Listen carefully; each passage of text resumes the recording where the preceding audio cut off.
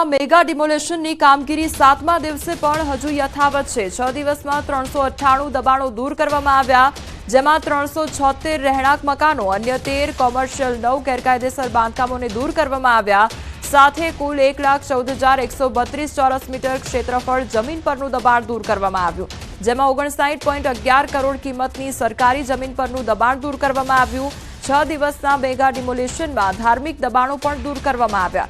1000 police જવાનો અને SRP સાથે મેગા ડિમોલેશનમાં ડ્રોનની મદદથી સમગ્ર એરિયામાં રાખવામાં આવી હતી બાજ નજર, અને ત્યારબાદ ડિમોલેશનની કામગીરી હાથ ધરવામાં આવી છે। સતત 7 દિવસથી ડિમોલેશનની કામગીરી હાથ ધરવામાં આવી છે। સંવાદદાતા મુકુંદ અમારી સાથે જોડાઈ ગયા છે। મુકુંદ, સતત 7 દિવસથી ડિમોલેશન ચાલી રહ્યું છે, હાલ કયા પ્રકારની પરિસ્થિતિ ત્યાં આગળ?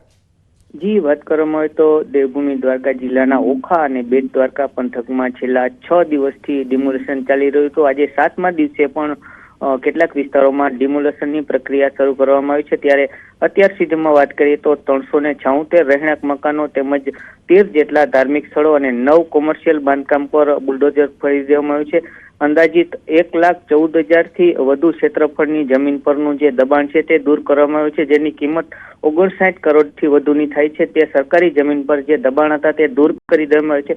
6 દિવસમાં જે ધાર્મિક સ્થળો તેમજ રહેણાંક મકાનો અને કોમર્શિયલ બાંધકામો તોડી પાડવામાં આવ્યું છે। અંદાજિત 1000 થી વધુ પોલીસ કર્મી પણ તૈનાત કરી દેવામાં આવ્યા છે, અને હાલ સમગ્ર કામગીરી અંગે ડ્રોન કેમેરાથી પણ નજર રખાઈ રહી છે। જી મુકુંદ, સમગ્ર માહિતી બદલ આપનો આભાર।